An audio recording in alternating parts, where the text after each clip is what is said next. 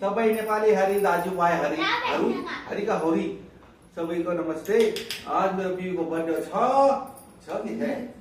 आज मेरो बिबीको बर्थडे छ। यो हेर्नुस् के बनाउने हो? अचार, नेपाली अचार,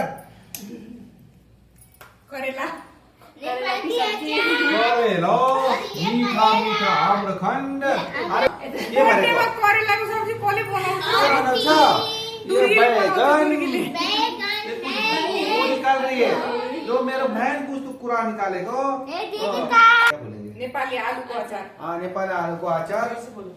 नेपाली आलुको अचार एकदम फिक्स छ खानामा। यो भेन्डी, मलाई भेन्डी मन पर्छ, यसलाई भेन्डी मन पर्दैन हैन। यसलाई करेला मन पर्छ, करेला मन पर्दैन। करेला मन पर्छ मलाई?